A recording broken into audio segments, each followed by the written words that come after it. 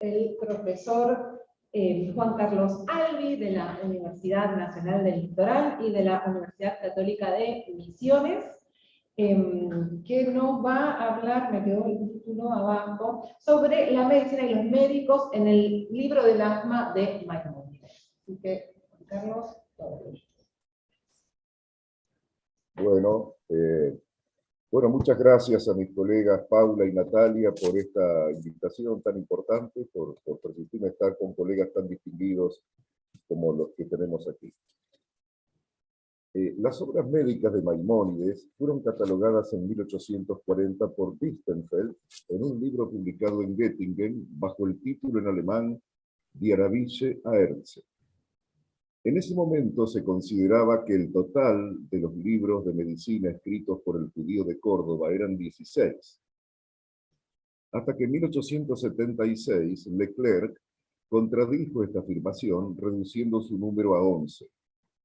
No obstante ello, la lista de Lichtenfeld continuó siendo mayoritariamente aceptada hasta que a finales del siglo XIX el historiador Steinschneider corrigió y depuró esa nómina. Si bien su trabajo quedó inconcluso, fue completado más tarde, entre 1940 y 1960, por Milner y luego por Rosner entre 1965 y 1980.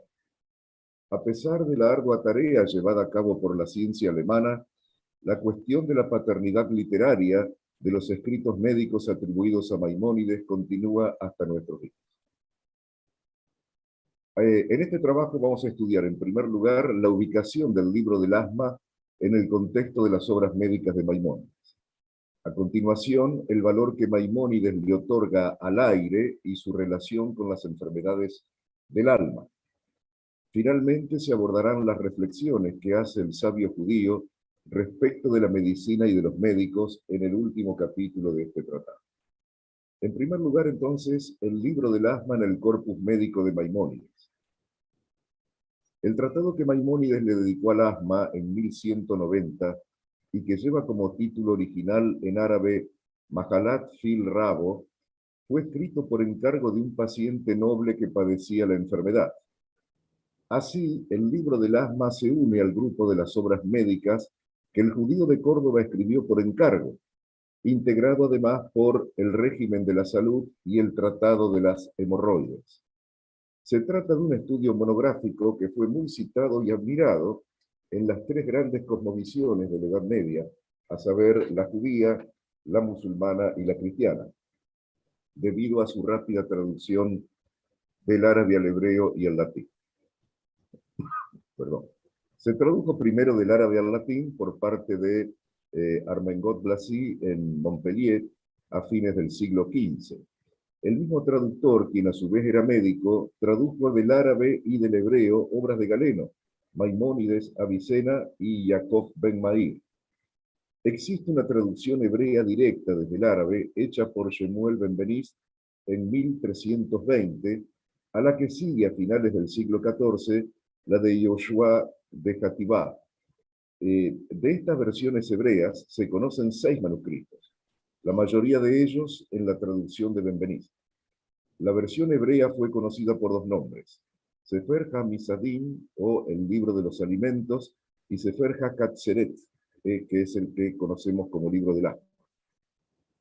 Hay también traducciones al francés, al inglés y al español. La que tenemos en español es precisamente la de Lola Farre, que fue publicada en el año 2016 en 3 tomos por la editorial Herder. El tomo 2 está dedicado íntegramente a el libro del asma. Bien. Hoy se acepta por lo general que son 10 las obras médicas auténticas de Maimónides, las que según el orden clásico propuesto por Lichtenfeld irían desde el régimen de la salud hasta otra obra, el comentario sobre los nombres de las drogas, que en realidad es un título que no aparece en la lista de Lichtenfeld porque fue descubierto recién en 1932 y publicado en 1940 por Rosner, quien luego publicaría en 1969 una bibliografía completa sobre este tema. El idioma empleado para toda su obra médica fue el árabe, debido a que se trata de textos para la lectura personal o dirigidos a dignatarios de su tiempo que eran musulmanes y hablaban árabe. En cambio, sus escritos dirigidos a los estudiosos judíos están en hebreo o en árabe con letras hebreas, ya que los judíos de entonces conocían ambas lenguas. La enfermedad que Maimónides describe en este tratado no es exactamente igual a la que la medicina moderna llama asma, ya que su descripción fue cambiando desde los antiguos griegos hasta el tiempo de la redacción del mencionado escrito. Según Homero, Héctor y Áyax sufren de asma. El primero, Héctor, en el canto 14 de la Ilíada, recibe el golpe de una piedra por parte de Áyax en el cuello, y se dice que quedó tendido en la llanura, y a ambos lados de él se encontraban sus compañeros, y Héctor era atacado por un penoso ahogo, que en griego se dice asma, de donde viene justamente el nombre de la enfermedad, y sin sentido estaba dentro de su corazón, y vomitando sangre, toda vez que el tiro no se lo había soltado el más débil de los aqueos. Con la intervención divina, Héctor se va recuperando, y dice el texto de la Ilíada, ya no estaba tendido en el suelo, y hacía poco que iba recobrando su hálito vital, neuma, e iba reconociendo a ambos lados de sí a sus compañeros. A la vez, su sofoco, asma, y sudor iban cesando, pues la mente de Zeus, portador de la égira, le iba despertando. Más adelante, en el canto 16, es el propio Áyax el que sufre el mismo mal que había provocado en Héctor cuando él intenta resistir el hostigamiento ininterrumpido de muchos troyanos contra él. Y dice el texto, pero era preso de un penoso jadeo, asma, continuado, y un sudor abundante le corría por doquier de sus miembros hacia abajo, y no podía de modo alguno recobrar el aliento. Las primeras menciones del asma en la medicina se remontan al Corpus Hippocraticum, aunque el término era usado para describir el jadeo como síntoma, pero no como una enfermedad.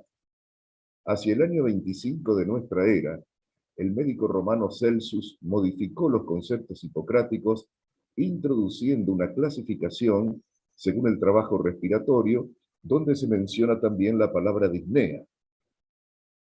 El siguiente nivel de dificultad respiratoria consistía en que el paciente respiraba emitiendo un sonido por la garganta, y en consecuencia era necesario que el enfermo mantuviera el cuello rígido para respirar, lo que se denominaba ortopnea.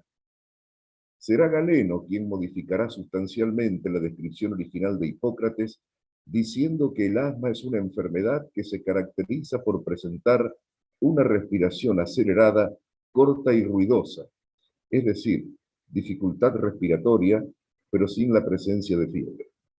Fue también el médico de Pérgamo quien estableció por primera vez la conexión etiológica del asma con el broncoespasmo y presentó la asociación entre las vías aéreas superiores e inferiores. Pero será recién en el siglo II de nuestra era cuando la medicina ofrezca la primera descripción exacta del asma como la recibió Maimónides, por medio de Areteo de Capadocia, que como ustedes saben fue el médico que creó la escuela ecléctica, el médico griego que practicó en Roma, quien menciona las sibilancias propias del asma, tos seca no productiva, la imposibilidad de dormir en decúbito dorsal y la ansiedad y miedo que esto provoca en el asmático.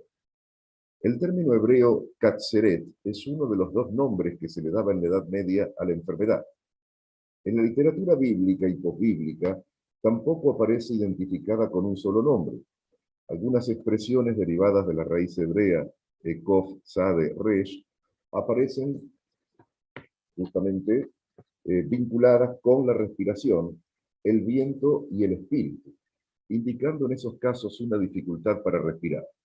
Por ejemplo, la Mishnah llama al asma ruach ketzará, literalmente viento corto, mientras que en la Gemara es nombrada como ketzerei o ruach ketzerei, con idéntico significado.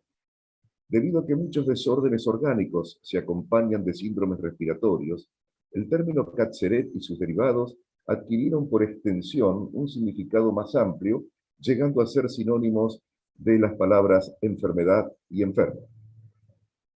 En el prólogo del tratado, Maimónides menciona la manera en que la enfermedad era llamada en lengua extranjera, a la vez que indica el propósito de su escrito. Dice Maimónides: me preguntó nuestro Señor, el respetado noble, que el nombre prolongue su tranquilidad, por la enfermedad crónica que padece, llamada en lengua extranjera Rinapli y en árabe al-Rabo. Me honró pidiéndome que escribiera algo breve sobre los alimentos, sobre los que se deben evitar y los que les conviene tomar entre los distintos tipos de dietas, los alimentos útiles en esta enfermedad descritos por los grandes de la medicina. Bueno, Maimónides aporta diferentes valoraciones a lo largo de su obra sobre las grandes autoridades en materia médica, en lo que deja ver sus preferencias y rechazos en el campo de la filosofía. Así, por ejemplo, Avicena es el gran ausente en la obra médica de Maimónides, a pesar de que aquel había escrito el monumental Canon de Medicina, que tanta influencia tuvo durante la Edad Media. Pero Rambán no lo apreciaba como filósofo. Sucede lo contrario con Alfarabi, de quien el médico cordobés recibió mucha influencia, a tal punto que lo cita con una frecuencia significativa en sus tratados de medicina. Lo que resulta extraño, ya que Alfarabi no escribió acerca de medicina. Por ejemplo, Wolfson sostiene que en su concepción acerca del alma, Maimónides puede haberse inspirado en el Sefer Hatkalot de Alfarabi. Por su parte, Galeno es citado en los libros médicos de Maimónides, tanto como Aristóteles en sus textos de filosofía. Pero Maimónides no era incondicional en su admiración a Galeno, porque lo critica amargamente en el último de los 25 tratados que componen los aforismos, especialmente en las afirmaciones que el médico de Pérgamo había hecho respecto del bíblico Moisés. También Hipócrates recibe su crítica por parte de nuestro autor en el comentario a sus aforismos. Un médico admirado por Maimónides fue Abu Marwan ibn Sur, conocido como Abenzoar, también del siglo XII, nacido en Córdoba también, descendiente de hebreos, que pasó la mayor parte de su vida en Arabia y luego regresó a Al-Ándalus. Aquí lo conoció Maimónides cuando aquel vivía en Sevilla. Se hizo conocido por sus discrepancias con Avicena, de quien no aceptaba sus especulaciones deductivas, lo que marca una coincidencia con nuestro autor. Recopiló los nombres de todos los remedios conocidos en sus libros. Sus libros son Guía Fácil para la Terapia y la Dieta y El Libro de los Alimentos. Su obra principal se conoce como Al-Taysir o Libro del Embellecimiento, que fue escrito para su hijo Abu Bakr, pero la obra que más impresión le causó a Maimónides fue El Libro de la Moderación, compuesto para ser leído en presencia del califa. A Maimónides le impresionó por su exposición de la medicina del cuerpo y del alma, que esta es una preocupación que encontramos en el libro del Asma, justamente, de la necesidad de tratar íntegramente al paciente. Maimónides presenta el plan de su obra en 13 capítulos, al cabo de los cuales ofrece un resumen de lo contenido en cada uno. Por la vinculación que el asma presenta con la calidad del aire, Maimónides le dedica un capítulo en particular. Entonces viene el segundo punto de nuestro trabajo, que es el tratamiento del aire y las afecciones anímicas. Así se llama justamente el capítulo 8 de la obra, que sigue a los otros 7 dedicados a la dieta y a los tiempos adecuados para la ingesta. Por supuesto, aquí utilizamos la traducción española de Lola Ferrer. Hasta los tiempos de Maimónides se puede trazar una lista de médicos que se ocuparon del tema del aire. Uno de los primeros, después de Hipócrates, en otorgar importancia al aire fue Erasístrato, que vivió entre el 310 y el 250 antes de la era común, fundador de la fisiología humana. Sostenía que el aire inspirado por los pulmones llegaba al corazón izquierdo, donde se convertía en el neuma vital. Este era transportado por las arterias hacia el cerebro, donde se transformaba en otro tipo de neuma denominado espíritu animal, que circulaba por los nervios huecos. Por la prioridad otorgada al aire en su escuela médica, afirmó, al igual que Herófilo y sus contemporáneos, que las arterias transportaban neuma en vez de sangre, pero que ésta pasaba de las venas a las arterias a través de pequeños vasos comunicantes o una sinanastomosis. Arquígenes de Apamea, que vivió entre el 54 y el 117 de la era común, médico de origen romano que también perteneció a la Escuela Neumática de Medicina, afirmó que el neuma era la base de la salud y su equilibrio mantenía el tono, el cual se detectaba por el pulso. Cada onda de pulso se componía de 4 fases: contracción, dilatación y 2 periodos de descanso. Galeno, quien como dije era a la vez admirado y criticado por Maimónides, creía, al igual que sus predecesores, en la existencia de un espíritu vital, anima o pneuma, que posibilitaba la vida por medio de la respiración. El neuma entraba al cuerpo a través de la tráquea, llegaba a los pulmones y alcanzaba el ventrículo izquierdo por medio de la arteria venalis o vena pulmonar. El neuma era el responsable de fortalecer la sangre que se formaba en el hígado a partir de los alimentos y que se transportaba por el sistema venoso, en particular por la vena cava. En el ventrículo izquierdo la sangre se ponía en contacto por primera vez con el neuma que había alcanzado aquella cámara a través de la arteria venalis o vena pulmonar que procedía de los pulmones. En el capítulo 8 de su libro, Maimónides comienza diciendo que el hombre debe buscar su aire más apropiado, pues en ese caso, en el caso de estos enfermos, el aire debe tener las cualidades contrarias a las de su enfermedad. Y seguidamente relaciona la dificultad para respirar con las dolencias del alma. Dice así: las afecciones anímicas se manifiestan de manera clara.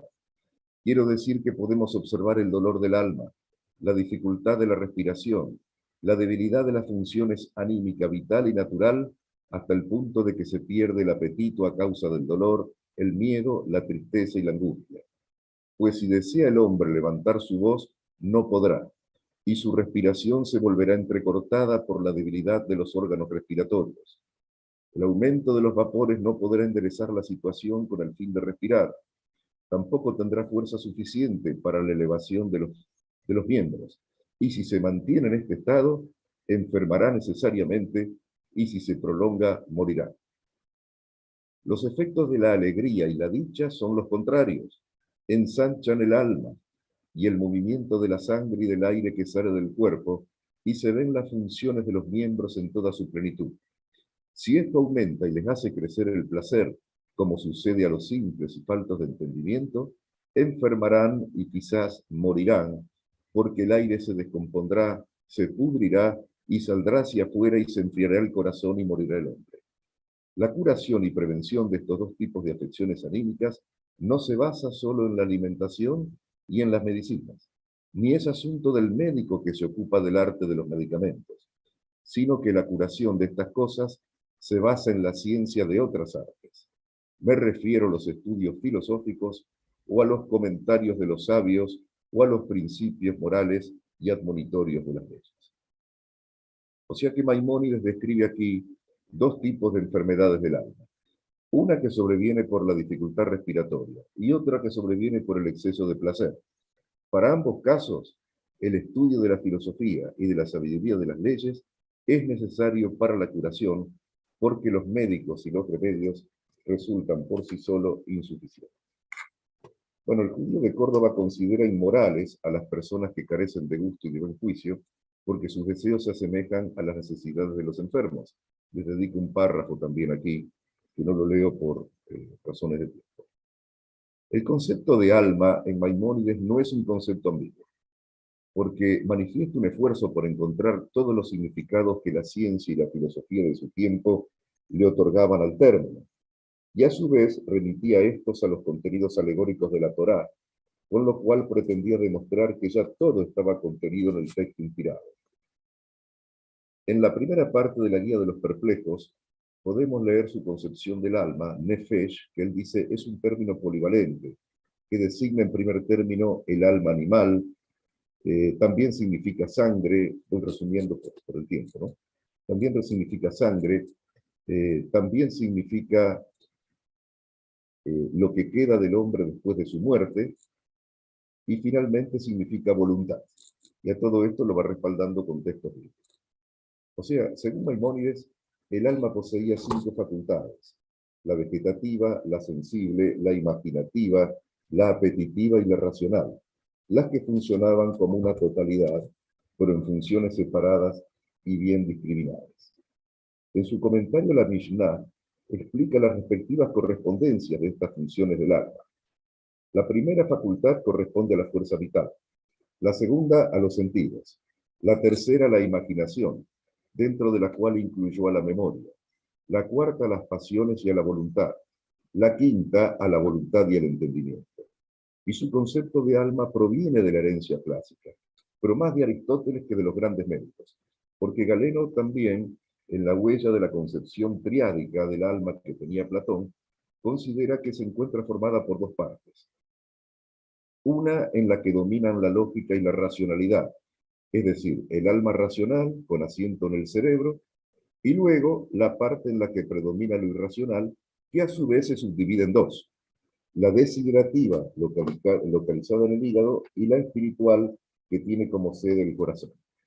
Todas estas divisiones funcionaban en unidad y estaban estrechamente vinculadas entre sí. En el siglo XI, Isaac Israelí, considerado el padre del aristotelismo judío, afirmaba que el intelecto daba lugar a 3 clases de alma: la vegetativa, la animal y la racional, y le agregaba justamente el alma de la esfera celestial.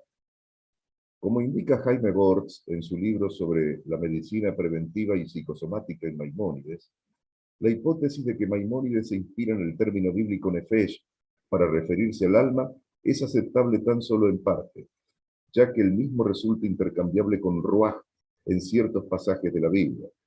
Ambos términos representan en la literatura bíblica, nefesh y ruach, la personalidad humana completa.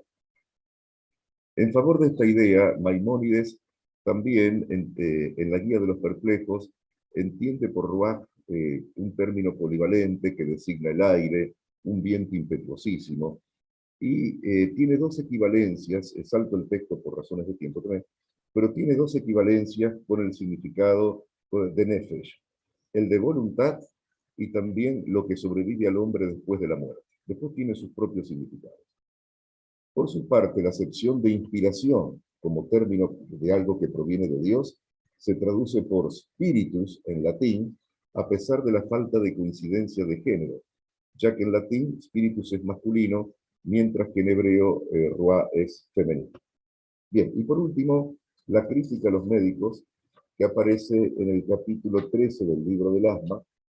En este capítulo se desvía del propósito de la obra y enfrenta una reflexión muy crítica sobre el arte de la medicina y los médicos bajo una serie de reglas genéricas para obtener la salud y la curación.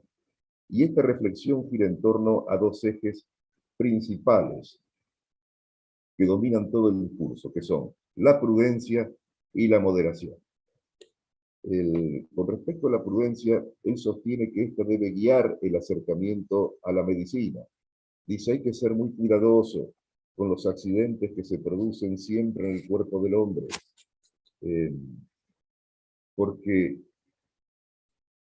cuando se precipitan en tomar medicina, se producen estos accidentes, y ya advirtieron contra esto los médicos eruditos, porque la naturaleza es suficiente en estos accidentes y no es necesario aplicar medicinas, sino mantener un buen régimen de salud.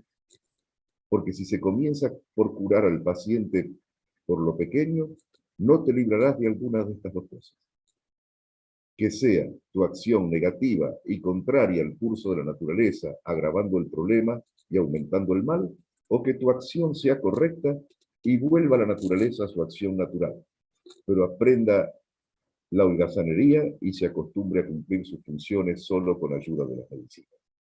Hacia el final de este apartado, Maimónides quiere que quede claro que lo correcto es dejar que la naturaleza siga su curso, y que así se debe actuar en todos los asuntos que no encierran peligro. La acción siempre depende de la medicina y de la naturaleza juntas, puesto que la medicina sin la naturaleza no tiene éxito. Los médicos necios subestiman el arte de la medicina, pensando que se ejerce con la misma facilidad con que se aprenden los libros. Maimónides, por ejemplo, critica a Races, que en una de sus obras, Races dijo que la medicina es un arte que se lee en los libros, y se jacta de conocerla el más insignificante de los médicos, mientras que el médico diligente sabe qué difícil es su materia. Este tema ya lo mencionó Races, y ya Galeno le había dedicado una de sus obras, y decía, qué fácil es la técnica de la medicina a los ojos de los que practican nuestro arte. Es poca cosa para ellos, y en cambio, qué profunda y extensa es a los ojos de Hipócrates. Y no pienses tú, que lees mis palabras, que esto es defecto de la medicina. Si observas las ciencias naturales, las legales y el resto de las que se ha acordado su carácter de ciencia, también en ellas lo encontrarás. Pues el verdadero erudito en cualquiera de estas ciencias, instruido e interesado por ellas, tiene dudas, se le plantean cuestiones difíciles, ante las que reflexiona profundamente y no siempre puede encontrar las respuestas. En cambio, para el falto de conocimiento, lo difícil se le hace fácil. Se acerca a sus ojos lo que está lejano, cree su vanidad y con rapidez da respuesta a aquello que no comprende. Cuando no hay un buen médico, o éste está ausente, Ramban aconseja apoyarse en la naturaleza. Todo aquel que se interesa por el arte médico ha de saber que este arte precisa de experiencia y de analogía. Pero la moderación es la que previene al médico sobre el exceso de confianza en la experiencia. Bueno, para ir abreviando, interesa, por ejemplo, saber cómo eran las categorías médicas en el tiempo de Maimónides, porque desde los grados inferiores a los superiores existían primero lo que se llamaba el mudavi o practicante, luego el mutabib o mutatabib, un simple práctico, el tabib, que era un profesional de la medicina, y el hakim. Y este último reunía tres tipos de excelencias: la intelectual, porque era igualmente sabio en teoría y práctica; la ético-médica, porque solo un hombre de buenas costumbres podía ser un buen médico; la ético-pedagógica, que le permitía enseñar y corregir con el ejemplo; y por lo tanto solo el hakim o sabio era el que dominaba la disciplina médica y filosófica por igual. Y a esta última clase de médicos es a la que apuntaba Maimónides. Resulta lapidaria la sentencia que la Mishnah contiene sobre los médicos, cuando dice, el mejor de los médicos a la Gehenna, es decir, al infierno. Entonces, para concluir, el libro del Asma constituye un escrito privilegiado para acceder al pensamiento médico de Maimónides por su abordaje sobre el neuma, el alma y la ética médica.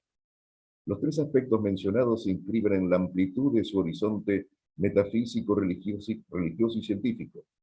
En la conclusión de su escrito enumera una serie de daños que observó en cuanto a la práctica médica en Egipto, que bien sirven para concluir este trabajo con un llamado de atención al ejercicio médico contemporáneo.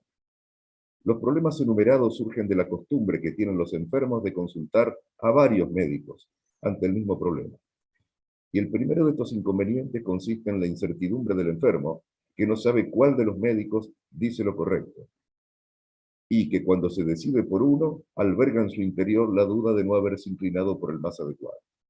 El segundo problema es la incertidumbre del propio médico, porque si lo trata del principio al fin, sabrá si su método es exitoso, y si no lo es, utilizará otro en el futuro. Y el tercer perjuicio es para los médicos, pues cada uno calumniará a su compañero, achacándole los errores. El cuarto, la holgazanería del médico, su poca atención y el dejar que el enfermo siga a otros, pues tiene la certeza de que, si comete un error, no se le imputará a él solo, y si acierta, no se le felicitará a él solo. Por eso no se esfuerza en tratarlo como conviene, porque sabe que el enfermo no se guía solo por él. Estos inconvenientes surgen cuando se trata de forma personal con cada uno de ellos, hasta el punto que, por ejemplo, se cumplía la sentencia de Races. Quien se cura con varios médicos tiene la duda de si juntó sus errores. Ramban critica severamente a los médicos que buscan triunfar y curar al paciente para darle a conocer su habilidad y la falta de competencia de su colega. Lo mejor en este caso será ser prudente y moderado, dejarlos a todos ellos y apoyarse en la acción de la naturaleza, pues no sea que muera el enfermo por seguir las indicaciones del triunfador. Bueno, muchas gracias y hasta aquí la lectura. Bueno, sí, vamos a aplaudir.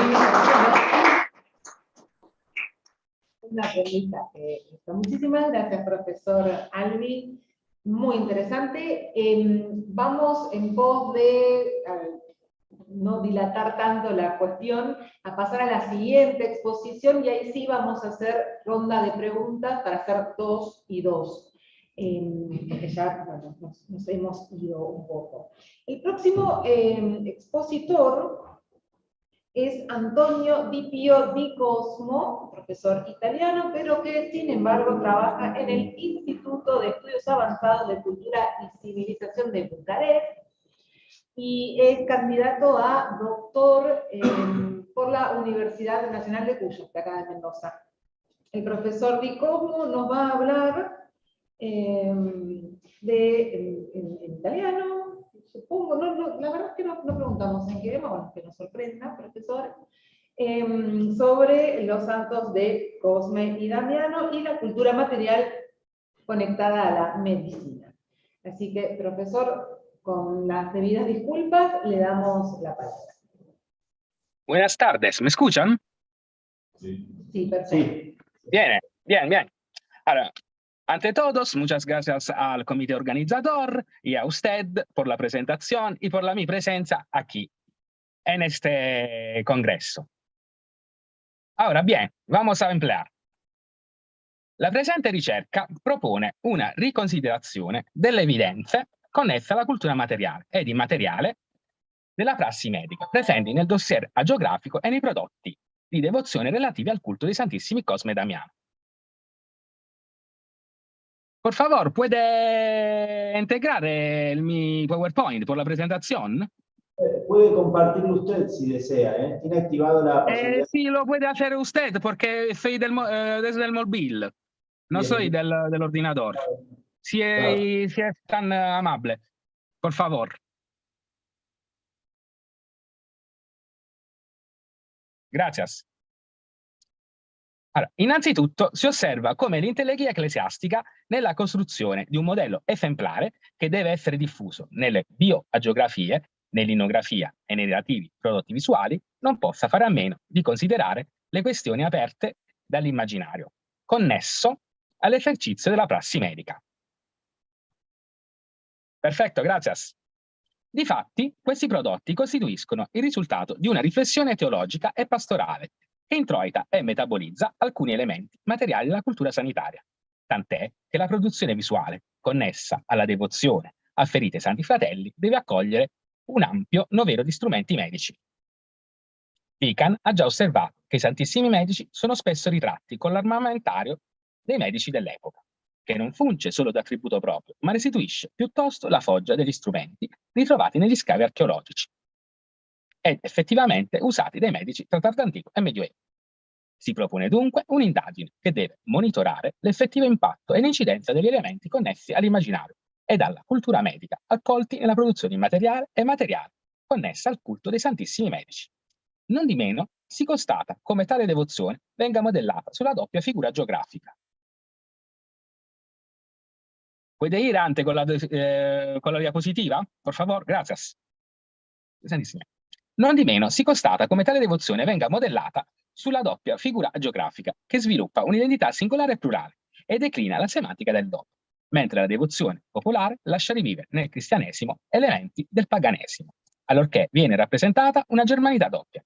Questa, sebbene non effettivamente comprovata, diviene parte integrante del loro culto e dei relativi prodotti visuali. Eppure, il suo successo della devozione è dovuto anche alla capacità di saper incorporare gran parte dell'immaginario comune relativo agli esercenti la professione sanitaria, che viene rielaborato, rifunzionalizzato, risemantizzato e persino rovesciato, per suscitare la devozione dei fedeli. Deve poi rilevarsi che l'esperienza di santità dei fratelli è oggetto di un processo di moltiplicazione.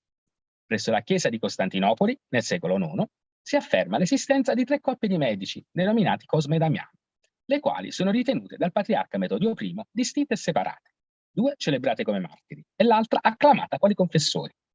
Pertanto si accolgono tre diverse commemorazioni durante l'anno liturgico. Il 1° novembre si festeggiano i fratelli Cosme e Damiano, celebrati con la madre Teodoto o Teodota, deceduti per cause naturali e sepolti presso Fereman, in Cirrestica, a nord di Cirro, in Siria. Il 1° luglio, altresì, si ricordano i santi gemelli Cosme e Damiano, martiri romani, uccisi dall'invidia di un medico pagano, probabilmente il loro precettore.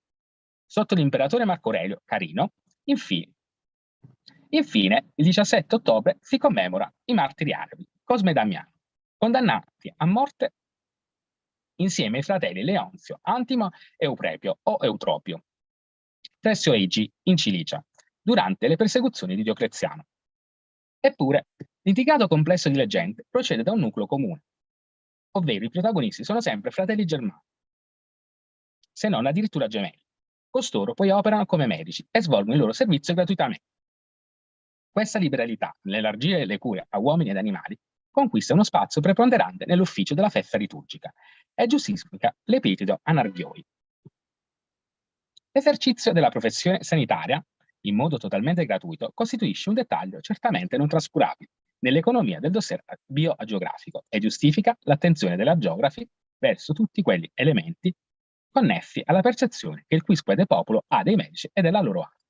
Pertanto, per comprendere le ragioni del successo del culto dei Santi Fratelli, bisogna necessariamente partire dai loci della letteratura che ci informano circa la reputazione dei sanitari. Succitati topi costituiscono a loro volta delle immagini base su cui gli agiografi e gli innografi devono operare al fine di rendere gli episodi narrati più accattivanti e stimolare la devozione. In tal modo si vuol presentare ai fedeli riuniti per la liturgia un modello esemplare di etica cristiana. E sebbene la tradizione li annovera tra gli eccellentissimi medici e li addita persino l'invenzione di un farmaco o panacea, l'epopira, l'innografia sembra introitare piuttosto un tema fatto proprio nel De Gloria Martyrum di Gregorio di Tours. Costui sottolinea che dalla conversione i santissimi medici hanno operato guarigioni, non più con la scienza, ma piuttosto con le preghiere. Sicché Dio solo diventa la fonte dei miracoli. Emergono così sin da subito due leitmotiv essenziali per il successo del loro culto: la potente azione taumaturgica e l'esercizio gratuito della stessa, perché il dono divino è come tale va amministrato. Dal punto di vista della costruzione della formula descrittiva, si osserva come i santissimi medici, in ragione della loro austera vita, non vestono mai un ricco abbigliamento e, salvo rare evidenze, indossano sempre abiti semplici, ma dignitosi ed adeguati alla loro professione. Anche i colori sono sovente poco ricercati e se il porpora appare raramente, è riservato alle rappresentazioni monumentali, esso è solitamente sostituito dal magenta. Le tuniche invece sono chiare o connotate dai colori pastello, che si sommano al manto solitamente reso con un colore scuro o marrone, nuance molto adatta alla professione, giacché il lembo che scende sul davanti funge da camice o da grembiule e la sua tinta bruna nasconde le possibili macchie di umori corporali dei pazienti e soprattutto del loro sangue. La relativa semplicità non deve meravigliare, siamo di fronte a un carisma ascetico, le cui peculiarità, sebbene non sufficientemente esplicate dalla geografia, come il leitmotiv della vita in grotta o dell'ambulatorio allestito in una capanna, sono ben intese dagli iconografi. Gli artisti hanno particolare attenzione per questo singolare tratto della personalità dei Santi Fratelli, tant'è che in ragione delle vesti modeste li distinguono dagli altri santi esercenti la professione sanitaria, come Pantaleone, il quale invece indossa sempre una tunica arricchita da segmenta e un manto color porpora. Una formula descrittiva sostanzialmente assimilabile viene usata per San Giovanni, discepolo di San Ciro, il quale veste abiti certamente sontuosi ed un mantello che vale dal viola al blu cobalto. Non meraviglia nemmeno che in contrapposizione alle pompose parrucche e dei vezzi della moda fatti propri dai colleghi ed attestati in letteratura e nella cultura visuale, si preferisca optare nella descrizione dei Santi Fratelli per un'acconciatura sobria ed austera. Nonostante le caratteristiche ascetiche, la costruzione della forma descrittiva deve comunque prevalere una certa attenzione alla parvenza estetica, e l'austerità non viene certo confusa con la sciatteria.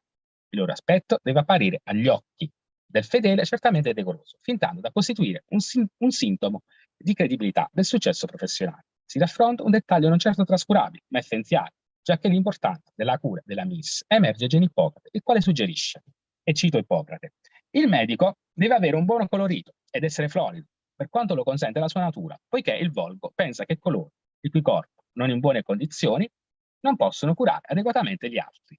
Deve badare ad essere pulito e vestito in modo appropriato e deve usare profumi gradevoli e dall'odore discreto, poiché ciò desta un'impressione favorevole nei malati.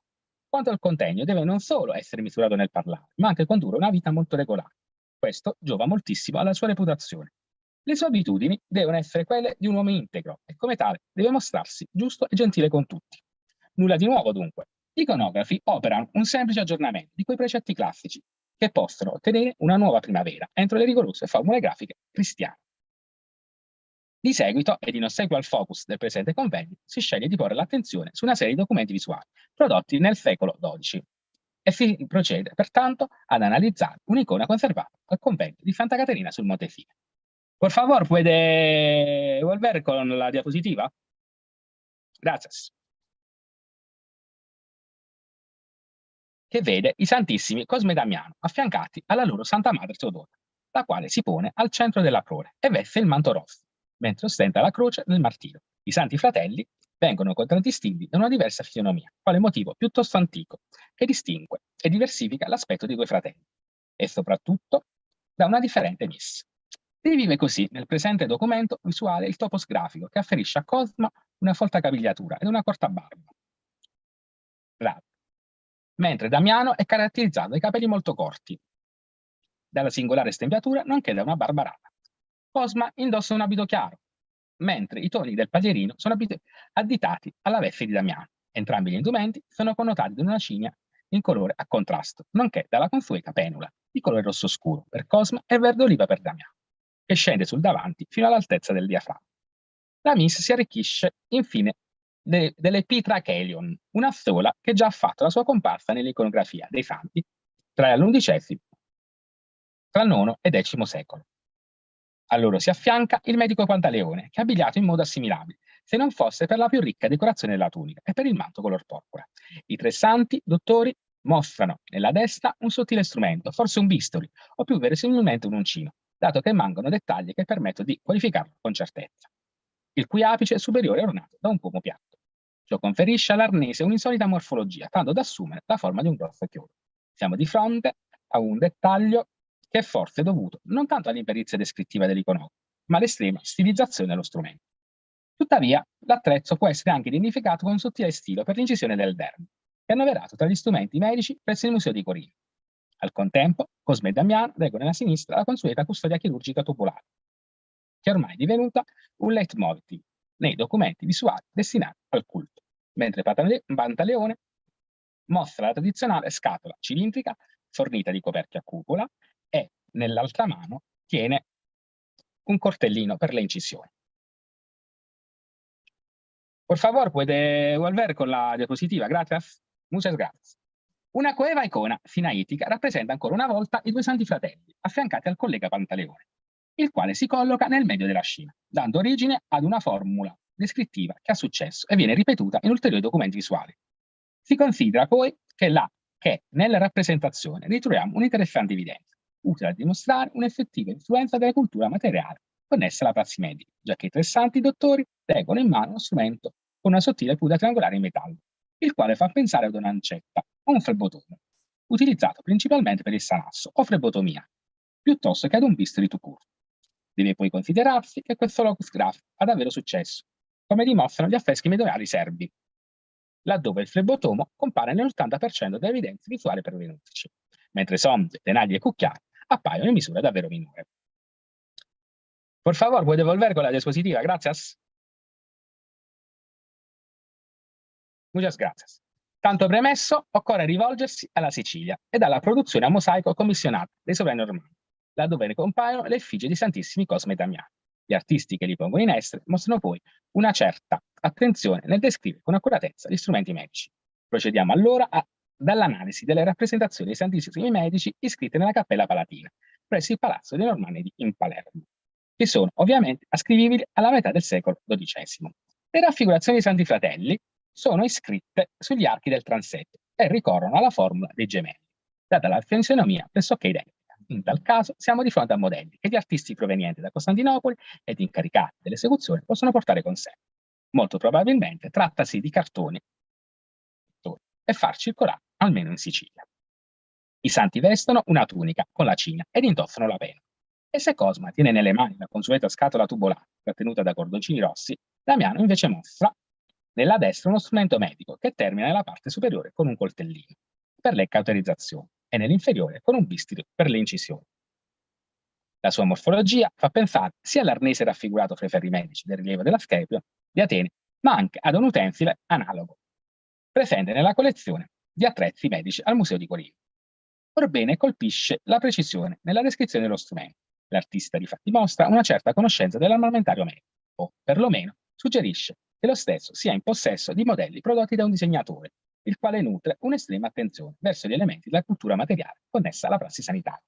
San Damiano mostra altresì una piccola scatola a forma di parallelepipedo.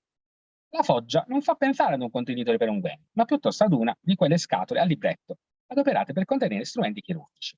Tale ipotesi appare ragionevole se si considera la presenza dello strumento, tenuto dal santo nella sua mano, che dopo l'uso viene comodamente riposto nella sua custodia. Tra i due fratelli si cola un clipro con San Pantaleone, il quale indossa la tunica e la penna, come fanno gli anarchiuroi, mentre sorregge nella mano una scatola tubolare per strumenti chirurgici, probabilmente in cuoio partico, giacché è dipinta in rirosso. La formula adoperata per Pantaleone dimostra che si è ormai consolidato un preciso locus descrittivo per tradurre visivamente i santi esercenti la professione medica. Abbiamo altresì notizie di una rappresentazione di Santissimi Cosme e Damiano presso la chiesa cosiddetta della Martorana, fatta costruire da Giorgio di Antiochia, un uomo di cultura greca ed ammiraglio di Ruggero II. Costui sceglie per la propria cappella di famiglia un programma sostanzialmente conforme alle formule descrittive utilizzate dai Romani orientali per tradurre i diversi santi. L'effigie, perduta a causa dei lavori di ammodernamento della fabbrica, è andata distrutta per permettere l'apertura di una finestra, cosa che rende poco agevole ricostruire la soluzione grafica adoperata. Tuttavia, si può utilizzare un paragone con l'effigie a mosaico degli altri due santi esercenti la professione medica, Ciro e Giovanni. Costoro mostra nella destra uno strumento dalla punta triangolare, che viene identificato con un bisturi, o più verosimilmente con un coltellino per incisione, di cui è possibile apprezzare la peculiare morfologia della lama nella collezione di strumenti medici conservata al Museo di Corinto. Entrambi mostrano poi una scatola per medicamenti, connotata da un coperchio di forma semisferica. La tensione del taglio dello strumento permette di affermare che anche gli artisti a lavoro alla Martorana, forse appartenenti alla stessa bottega della Cappella Palatina, hanno ben presenti gli attrezzi consueti della prassi medica. Ben più ricca e per certi versi dettagliata è la rappresentazione dei santi medici iscritta sul fine del secolo XII, nell'ampio programma del Duomo di Monreale. Il fatto e la ricercatezza dell'abbigliamento non devono meravigliare, giacché la fabbrica funge da Cappella Palatina e da sala delle udienze di Re Guglielmo II. I due santi sono ancora una volta rappresentati come gemelli e, salvo qualche piccola variazione in acconciature, appaiono praticamente identici. Vestono una ricca tunica di corte, caratterizzata da un'importante laciniaula e da segmenta color oro posti sulle spalle. Indossano poi la cosiddetta penula, il cui panneggio sul lato anteriore viene ripiegato come se si trattasse di una più aulica clamide. Il contesto prettamente palatino, in cui si inserisce l'effigie, permette che gli abiti, piuttosto sobri, con cui sono solitamente abbigliati gli anarchiuroi, vengano sostituiti dalle vesti degli altri dignitari di corte, sicché la loro austera miss deve adeguarsi e soddisfare le frivole esigenze della propaganda di automagnificazione normale. Particolare attenzione resta la resa degli strumenti medici. Cosma difatti regge un arnese che termina con una formula ovoidale, cosa che fa pensare ad un cucchiaio, per l'applicazione dei medicamenti, piuttosto che a un coltellino. Un'identificazione che è agevolata a tramite della comparazione con la viceniosa effigie di San Ciro, la quale mostra anche lui un cucchiaio. Damiano invece ostenta uno strumento da lama trapezoidale, cosa che permette di identificarlo con un coltellino per incisione. Entrambi reggono scatole per strumenti medici. Quella posta nella mano di Cosma assume una forma cilindrica ed è completata dal solito coperchio a calotta emisferica, mentre Damiano ne sostiene una a foggia di parallelepipedo e dotata di copertura piramidale. Entrambi i contenitori appaiono riccamente decorati e ricordano allo spettatore la raffinatezza delle produzioni di oreficeria normale, mentre la ricca decorazione a motivo vegetale, resa con piccole tessere, rende persino percepibile la manifattura realizzata con la tecnica cosiddetta vermicelli, tipica del Tiraz. La traduzione preziosa degli ornamenti e la raffinatezza del disegno rimandano ad un modello diffuso, anche al di fuori del contesto palatino, come dimostrano gli affreschi risalenti al secolo XI-XII della chiesa di San Leonardo presso Massafra. Por favor, può devolver con la diapositiva, gracias. Muchas gracias. Ivi, i Santissimi Cosme e Damiano indossano ricche vesti di corte, con segmenta auree e ostendono delle preziose cassette per medicamenti di forma cilindrica, fornite riconsueti coperti a cupole, le quali mostrano una lavorazione davvero raffinata. Si considera che a confermare la motivazione di un modello predeterminato, circolante su un taccuino o forse su un cartone, sia non solo la fisionomia dei usanti, ma anche la puntuale scelta degli strumenti, giacché Cosma impugna un cucchiaio dal lungo manico, che termina in un'elegante croce. Diversamente, l'arnese trattenuto da Damiano non è ben leggibile, poiché è caduta la parte di affresco su cui è scritta la sua terminazione. Possiamo solo rilevare che si tratta di un manico decorato con un pomo, a metà dell'impugnatura, cosa che ne rende forse poco agevole l'uso. Eppure, a meglio della comparazione con i suscitati strumenti medici di Corinto, i quali preferendo elaborati magici, non può escludersi che si tratti anche in questo caso di un bisturi o di un coltellino. L'ipotesi che sembra confermata dall'estrema somiglianza con il suscitato modello di Monreale. Vamos con las conclusiones. Por favor, ¿puedo devolver con la diapositiva? I dati collazionati nella presente indagine dimostrano agevolmente che la produzione visuale connessa ai Santissimi Medici, Cosma e Damiano, costituisce un prodotto altamente meditato. È pensato per rispondere ai logi presenti nell'immaginario collettivo e relativi alla cultura media. E se la geografia esalta l'efficacia delle cure prestate dai santi rispetto ad una scienza dai risultati discutibili e soprattutto la liberalità nel suo esercizio, avverso una categoria che è solita speculare e fare eccessivo mercimonio delle proprie capacità. Diversamente, la cultura visuale prodotta per il culto permette la rappresentazione nelle mani dei santi degli effettivi strumenti adoperati dai sanitari. Possiamo di fatto osservare nelle formule grafiche la presenza di bisturi, plebotoni, cucchiai o altri annessi chirurgici. Ne deduciamo che la cultura materiale, connessa alla prassi medica, ha un'effettiva incidenza sui documenti visuali. Eppure i prodotti destinati alla pubblica devozione non si limitano a restituire la mera foggia degli attrezzi medici, ma aggiungo spesso segni religiosi che li connotano. Ciò non meraviglia. Tali produzioni non hanno mere velleità descrittive, ma piuttosto devono infiammare di devozione lo spirito dei fedeli. Tuttavia, possa notare che le rappresentazioni restituiscono descrizioni alquanto attendibili e come tali riconosciute e riconoscibili da parte dei fruitori. E non può che essere altrimenti. Muchas gracias por vuestra atención y por vuestra paciencia. Gracias.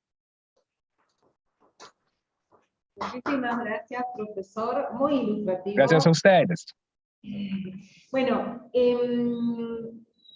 estamos como atrasados, pero aún así podemos darnos el lujo de hacer, aunque sea una pregunta a cada expositor, si alguien quiere. En el YouTube, que es el que yo puedo controlar por ahora, no hay nada. No tengo acceso al Zoom. No. Y no sé si alguno de aquí... Yo quería hacer una pregunta. Sí. Profesora Selina Lectora. Para el doctor Albi. Bueno, una pregunta para el profesor Albi. Ahí estamos. Sí, pero por ahí, a Sí, ver si, vamos si a se girar escucha, porque el- se toma de acá. Sí, Celina, ¿qué tal, Celina? ¿Cómo está? Hola, ¿qué tal? ¿Qué tal? ¿Cómo estás? ¿Cómo tú? Bueno, quería preguntarte lo siguiente. Mencionaste la investigación de Jaime Borges sobre la medicina de Maimónides, que es digamos, su hipótesis que la trabaja desde que se graduó. Ahora, él tiene la idea de que toda la obra de Maimónides se orienta hacia una prevención y por lo tanto es una medicina preventiva. Toda la obra, no solamente el caso que mencionaste del régimen de la salud. Bueno, yo con respecto a esto te quería preguntar si te parece que el Tratado del Asma, que corresponde a esos tres trabajos que efectivamente fueron encargados y que por lo tanto tienen que ver con cómo curar y cómo mantener la salud de esas personas que encargaron los trabajos. Si te parece que esta obra también puede ser caracterizada como, opinaría Jaime Borges, también básicamente como un tratado preventivo. Vos también mencionaste el tema del uso del agua, etcétera. Él también trabajó en eso, tiene un trabajo específico. Y bueno, sus argumentos son, me parece, bastante pertinentes, ¿no? Yo no soy un especialista en historia de la medicina, pero me parecen pertinentes. Quería preguntarte con respecto a tu investigación si te parece que también el Tratado del Asma puede ser considerado un tratado de medicina preventiva. Sí, totalmente, totalmente. En eso yo coincido con Jaime Borges. Porque, bueno, después que yo lo leí completo en la traducción de Lola Ferre, son 13 capítulos. Yo diría que los primeros 12 están orientados hacia la medicina preventiva porque tienen mucho sobre la dieta, los alimentos, cómo se debe mantener la salud, y recién en el 13 se aparta de todo eso para comenzar a criticar a la medicina de su tiempo y a los médicos de su tiempo. Y efectivamente es uno de los 3 tratados que se escribió por encargo de otro, o sea, que de las obras médicas, ¿no? Escritas por encargo de otro, como el Tratado de las Hemorroides y el libro de los alimentos. Sí, sí, coincido, Celina. Gracias.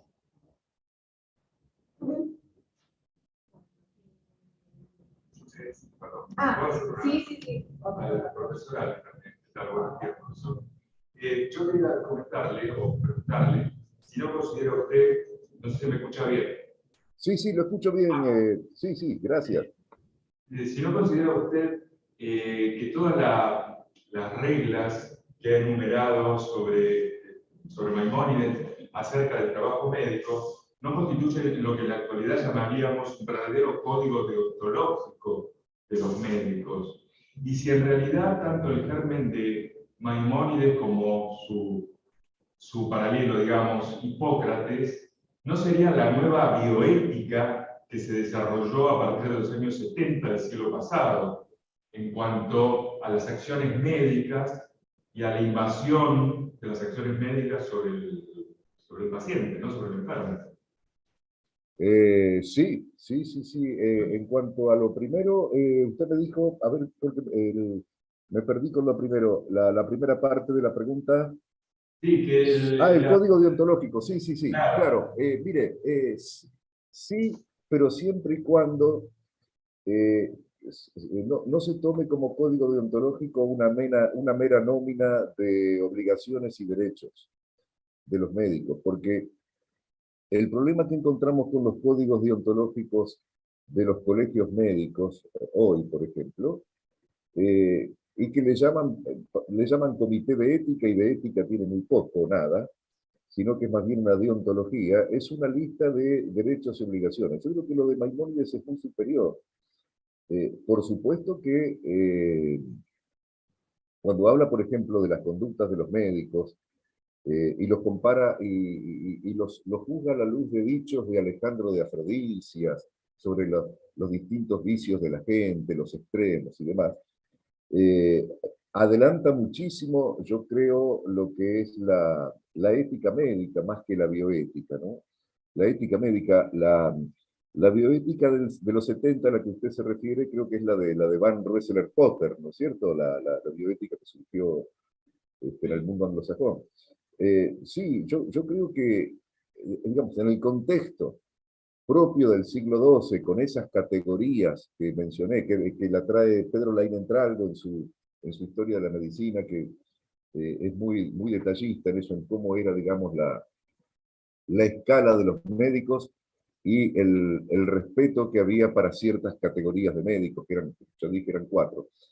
En ese sentido, Maimónides es, porque yo creo que el judaísmo lo ayuda en esto, es decir, el judaísmo que ve, por ejemplo, en la Torá una ética, ¿no? El judaísmo medieval, que ve en la Torá una ética, una cosa así, y trasladado a la medicina, sí, estoy de acuerdo, profesor. Muchas gracias. Sí, Paula quiere hacer una última pregunta al profesor Ricosmo. Sí, Ale, me desconcerté porque seguía el profesor Albi en el Zoom. Profesor Ricosmo, muchísimas gracias por su presentación. Bueno, gracias a los dos porque las dos fueron súper interesantes y también por, digamos, la ilustración de lo que significa la incorporación de los santos, digamos, al campo médico. Yo quería hacerle una pregunta que no me quedó en claro al comienzo de su presentación. Había una observación que, sí, perdón, estaba mirando la pantalla.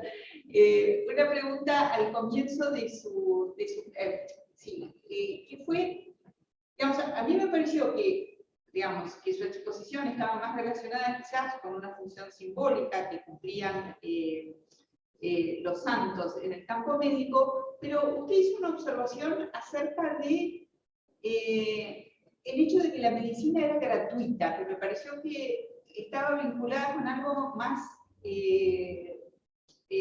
práctico. Quería saber, quería pedirle que lo desarrollara un poco más porque se me había escapado el contexto. ¿Le puedo contestar en español o prefieren en italiano? ¿Cómo quieren ustedes? Mejor en español por la gente que está oyendo, pero si para usted mejor Ok. Vale, vale. entendemos italiano. Allora, por la gratuità della prestazione medica está un problema que los hagiógrafos tienen que enfrentar. En este caso, tenemos que consultar la literatura médica romana, por ejemplo, la sátira de Marciales. En este caso literario, muchas sátiras están dedicadas a los médicos, que no hacen bien la propia profesión de sanitarios. Algunos matan a los enfermos, otros se van a buscar los bienes preciosos que los enfermos tienen en su casa. Otros no es buen médicos. Ahora, en este caso, los hagiógrafos, que tiene pensada el presidente de la literatura, tiene que responder a todas las contestaciones que su público puede tener desde el tema literario de que está hablando. Por eso hace una representación de los medios que operan de modo gratuito. Entiendo. Muchísimas gracias. Gracias a usted por la paciencia y por su contestación. Muchísimas gracias a ambos expositores, interesantísimo, y sobre todo también quería destacar, que es interesante la variedad de disciplinas. El profesor Di-Cocco, si usted es de filosofía, bueno, yo también le hablo a la cámara, es de filosofía, tuvimos al profesor Albi, que es de filosofía, pero ahora va a venir un historiador, que es Esteban Grey, que, de la Universidad de Buenos Aires y del CONICET, cuya intervención se llama Las Cruzadas de Outremer, un espacio propicio para el desarrollo científico medieval, siglos XII y XIII. Así que, bueno, pasamos al campo de la historia después de haber tenido también esta demostración pictórica. Esteban. Bueno, muy buenos días a todos. Gracias por permitirme participar, tanto a Paula como a Natalia y a todos por estar acá. Comienzo entonces, ya las presentaciones fueron hechas, así que directamente voy a leer mi trabajo. Que se ubica a grosso modo en lo que fue el Reino Latino de Jerusalén. Nuevamente este es mi tema de investigación y en los últimos años. Y en este trabajo en particular atiendo de lo que es la producción científica, digamos, y la circulación de textos y conocimientos entre siglo II y siglo XIII, en lo que fue la serie de estados cruzados que se fundaron luego del año 1099 con la conquista de Jerusalén hasta 1291 con la expulsión de los últimos cruzados o la población franca de ultramar con la caída de Acre bajo los ejércitos del sultán Khalil. Bien, en esos casi 2 siglos a la población local diversa se sumaron nuevos actores sociales originarios de Europa y que facilitaron de esta manera la combinación de elementos y saberes propios de las diversas culturas en torno al Mediterráneo. De tal modo uno podría suponer que lo que habría surgido fue un espacio particularmente idóneo para el desarrollo de la actividad intelectual medieval, y de hecho lo fue, aunque solo recientemente la historiografía comenzó a poner en valor dicha actividad, y sobre esta tensión, digamos, es que se estructura este trabajo.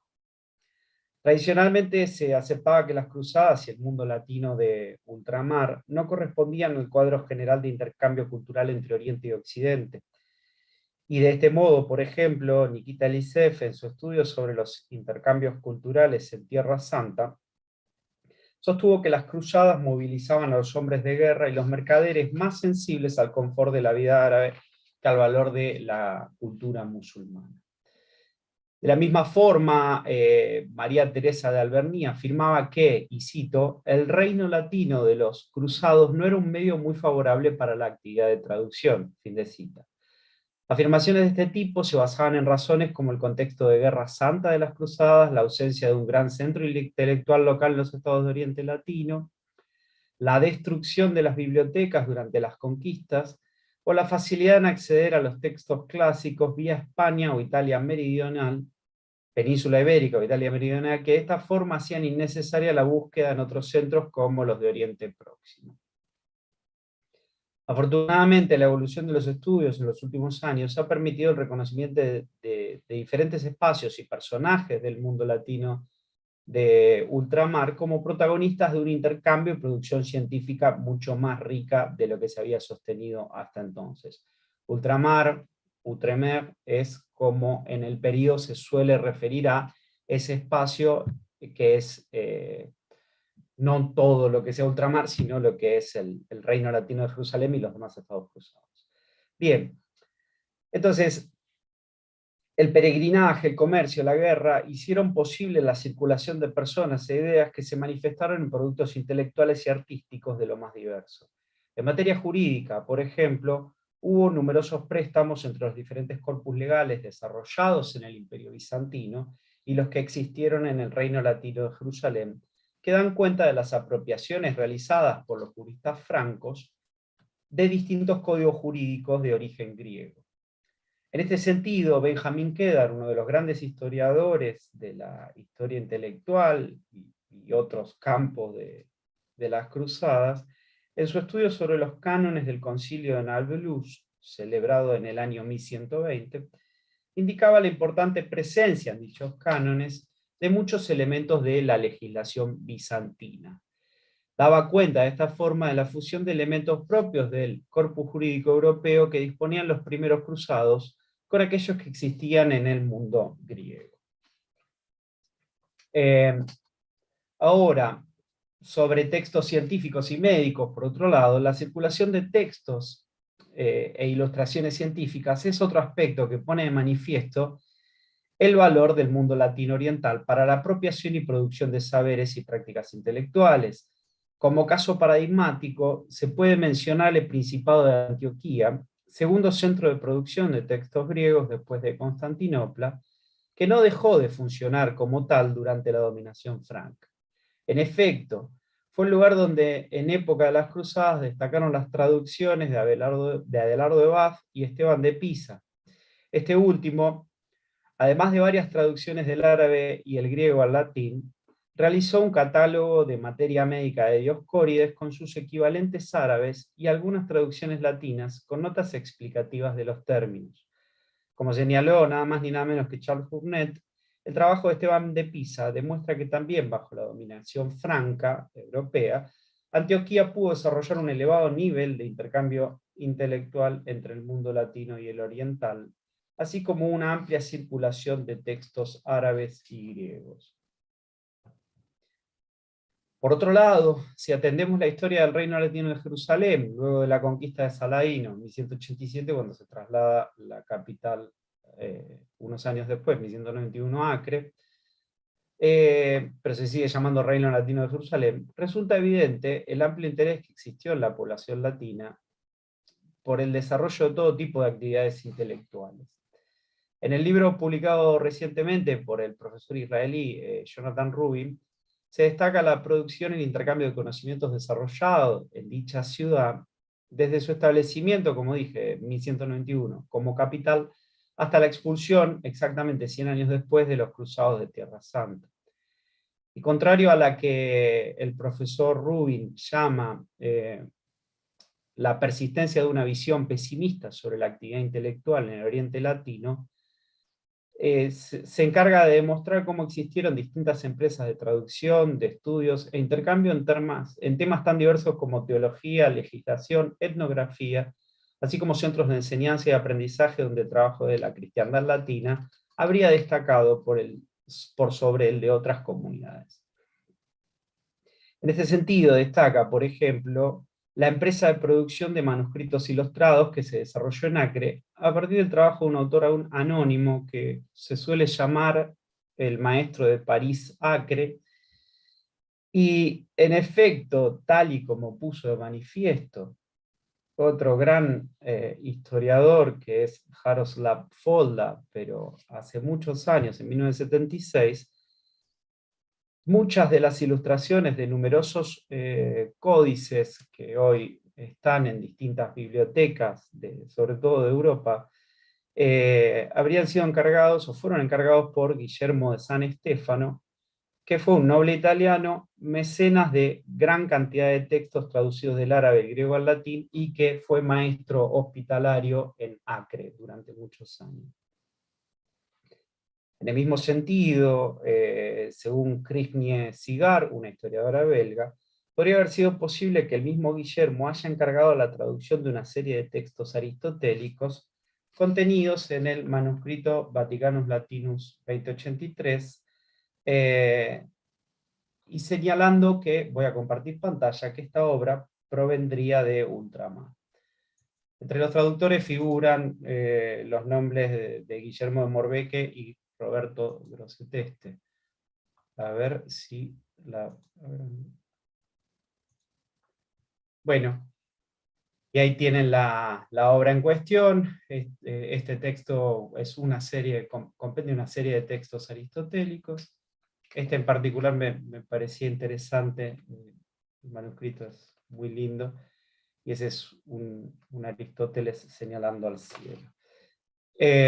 Bien, de igual modo, la historia reconstruida por Alain Touvet, también un historiador belga, pero que trabajó fundamentalmente en Estados Unidos, de un manuscrito herbario ilustrado del siglo XIV, resalta el carácter colaborativo, activo y continuo de producción de un texto medieval originalmente producido en territorio bajo dominio cruzado, y se trata del manuscrito de Todd, publicado en la Real Biblioteca de Copenhague. Lamentablemente no pude acceder al manuscrito,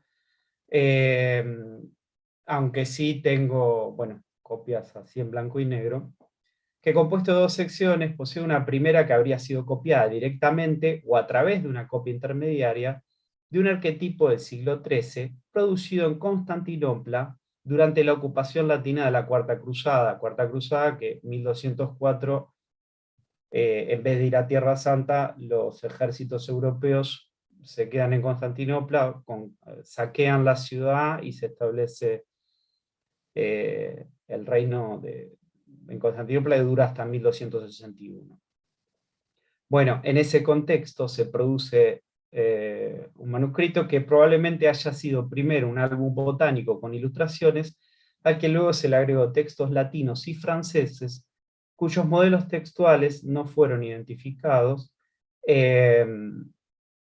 pero, como afirma Touvet, derivarían de una combinación de trabajos de Dioscórides y Galeno en versiones árabes.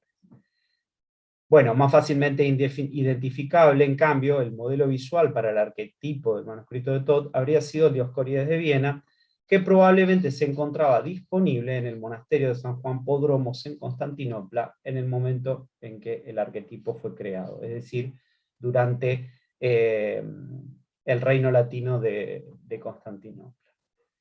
Bien, por último, trabajos más recientes pusieron en evidencia el interés que poseían los francos por la lectura de textos médicos orientales, como la historiadora Emile Savage-Smith trajo a la luz un manuscrito árabe que contenía anotaciones marginales latinas de un lector anónimo franco y databa también del periodo de las cruzadas. Se trata de una copia del año 1196 que incluía el nombre de los 100 libros del arte médico, cuyo autor fue un médico cristiano de finales del siglo X llamado Abu Sala al-Masih. Y un comentario sobre esto, lo que en particular acá es lo que hoy llamamos culantrillo, ¿sí? Adiantos. Acá tienen una representación moderna que, entre otras cosas, servía para evitar la caída del cabello. Bien, y por último, con relación a la práctica médica, tengo bien de tiempo, desde mediados del siglo pasado, los historiadores de la medicina han debatido en torno al grado de formación de los médicos europeos, de los médicos europeos y los de Oriente, y en general se ha asumido que la formación de estos últimos era superior y que sus habilidades eran preferidas entre los francos a la de los médicos europeos. Sin embargo, muchas de las afirmaciones acerca de la superioridad médica oriental responden a la creencia compartida en la historiografía de una supuesta superioridad de la medicina local. Una historiadora, Anne Woodings, en un artículo muy importante que señaló la línea para otros trabajos sobre la historia de las medicinas en las cruzadas, y más allá del peso y la importancia de este artículo, sostuvo en 1971, cuando lo publicó, que la contratación de profesionales locales por los nobles europeos indicaba no solo su superioridad, sino el hecho de que los médicos francos rechazaron las posibilidades de incrementar sus conocimientos y nivelarse así con su contraparte oriental.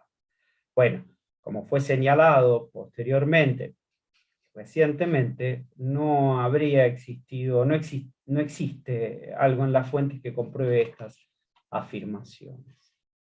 Bien, y por otro lado, y por último, conviene mencionar en esto, a propósito del desarrollo institucional médico que existió en el Reino Latino de Jerusalén, y que da cuenta de la circulación y el entrecruzamiento de prácticas y conocimientos médicos, la tarea de la orden monástica militar de los hospitalarios, hoy los caballeros de Malta, o la orden de Malta, que en su gran hospital, sostenido por los freires hospitalarios, primero en Jerusalén, luego en Acre, y en un montón de otras ciudades europeas, en los distintos prioratos que constituían la orden, bueno, da cuenta de un conjunto de elementos tomados de la cultura hospitalaria desarrollada fundamentalmente en el mundo bizantino.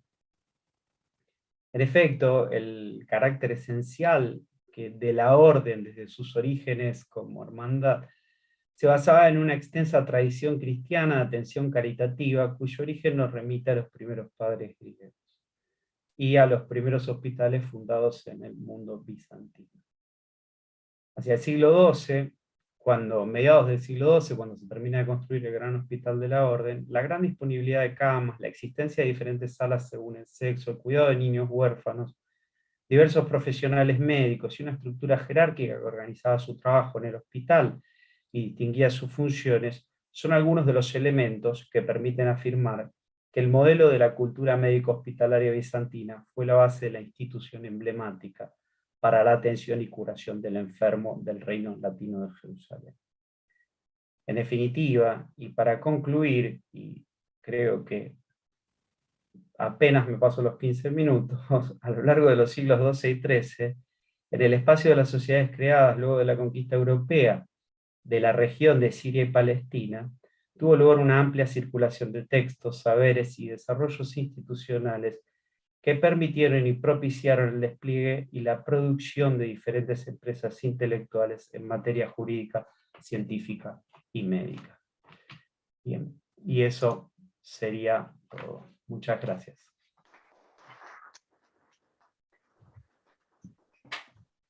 Muchísimas gracias, Esteban. Muchísimas gracias también por resumir. De todas formas, vamos a pasar al otro expositor y nos va a quedar el tiempo previsto incluso, creo, para las preguntas. El cuarto y último expositor de esta mesa es Nicolás Lázaro, que pertenece a la Universidad Nacional de Rosario, al CONICET y a la Universidad Católica de Santa Fe. Nos va a hablar sobre la descripción del hombre en el De Naturis Rerum Libri Duo de Alexander Neckham. Nicolás, te escuchamos. Muy bien, muy buenos días a todos. Con este trabajo pretendo ensayar una primera aproximación a la noción de hombre de Alexander Neckham, que realiza en su De Naturis Rerum Libri Duo. Alexander fue uno de los hombres más importantes de la Inglaterra del siglo XII, y la obra que trataré, que podría considerarse o ajustarse formalmente a un tratado de ciencias naturales de la época, está construida sobre una fuerte base observacional propia, es decir, del autor, del mundo natural, además de incorporar algunas referencias a autores clásicos tales como Isidoro, Casiodoro, etcétera, entre otros. Una aclaración previa que me gustaría hacer es que, debido al tiempo que disponemos y avanzado ya en mi trabajo, decidí circunscribir la exposición al capítulo 152, intitulado De Homine, del libro segundo. Comparto estas siguientes líneas a modo de resultados y conclusiones parciales, puesto que estoy todavía trabajando en las traducciones de los restantes 3 capítulos y en la lectura de la literatura especializada sobre el tema. Por último, algo con respecto a la fuente que utilizaré. Es la única edición que tengo o que tenemos del manuscrito, presentada y comentada por Thomas Wright, cuyo título fue De Naturis Rerum Libri Duo, with the poem of the same author, De Laudibus Divine Sapientiae. Yo uso la edición de 1863 por ser de Open Access. Hay una reimpresión mucho más reciente de Cambridge, del 2012, que es precisamente eso, una reimpresión, y en lo que me consta no ha sumado ninguna nota ni ha realizado cambio alguno con respecto a la precedente. Toda la obra, vale decirlo, está disponible solamente en latín, puesto por supuesto que no se han realizado traducciones. Hay algunas traducciones de algunas tesis doctorales de Tomás Sájora, que las ha realizado en el marco de su tesis doctoral y solamente de los textos que trataba. Entonces yo voy a proveer la propia en esta presentación de este libro 152. Alexander Neckham, dice Thomas Wright, fue ciertamente uno de los hombres de ciencia más importantes de Inglaterra en el siglo XII. Aún así, como es también el caso de muchos otros distinguidos hombres de la Edad Media, todo lo que sabemos sobre su historia personal ha sido recabado de algunas pocas alusiones de él mismo, y de un corto número de alusiones recogidas en las páginas de otros escritos algo más tardíos. Fin de la cita. Particularmente me interesé por la figura de Alexander Neckham cuando me ocupé en otro trabajo y en otra ocasión sobre una disputa que se dio acerca del movimiento del corazón. Fue un debate que tuvo como protagonistas a Alfredo de Sargiel, a Felipe de Castrocelli y por su intercesión, a Santo Tomás de Aquino. Es que precisamente el Angélico escribe el De Motu Cordis, donde, y cito aquí al presente doctor Juan Carlos Albi, que escribe, donde Santo Tomás brinda una medulosa respuesta sobre el origen y la naturaleza del movimiento del corazón, formulada por su amigo Felipe de Castrocelli. Fin de la cita. Es cierto que muy poco se sabe de Alexander Neckham, si bien Thomas Wright recoge además la siguiente información, nos dice que Alexander fue educado en la abadía de Santo Albano, donde nació en septiembre de 1157. Por esta razón también se lo conoce como Alexander de Santo Albano.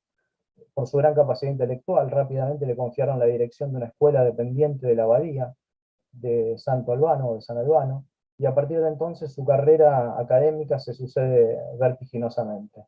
En 1180 ya era profesor en París, donde permanece hasta 1186, a la vez que profundiza sus estudios en gramática, retórica, derecho civil, derecho canónico, medicina, y además de dedicarse al estudio de los textos bíblicos y de su crítica. Luego de algunos años de docencia y de viajes, decide entrar al monasterio agustino de Cirencester, donde fue electo abad en 1213 y morirá 4 años después, en 1217. Una nota de color con respecto a su nombre, puesto que además podemos encontrarlo referido como Neckwam, Neckwam o Neckham, Neckham. Nosotros usamos la normalización que hace Thomas Wright, y además Thomas Sájora y August Scheller en un estudio introductorio al comentario del De Utensilium Dominibus, en un texto de 1867. Cito una explicación que hace Thomas Wright con respecto a su nombre. Los escritores modernos nos dicen, sin certeza alguna en cuanto al origen o significado del apellido de Alexander, parecen estar de acuerdo en que el modo correcto de escribirlo es Necam. En algunos manuscritos aparece como Necham. Sin duda, ya en su propia época se había vuelto costumbre llamarlo Nequam, como haciendo un juego con su nombre y con la palabra latina malo. Lo que resulta curioso, pues nos muestra, dice Wright, cuál era la forma en ese momento de pronunciar el latín. Según una anécdota basada en la autoridad de Boston de Bury, un escritor de principios del siglo XV, Neckham abandonó la escuela en Dunstable porque tenía el deseo de entrar en una orden monacal. Primero dirigió su atención al gran convento que los benedictinos tenían en su pueblo natal, y en virtud de ello escribió una carta solicitando su ingreso al abad en los siguientes términos: si vis veniam, sin autem, y continúa. Si lo deseas iré, si no, no.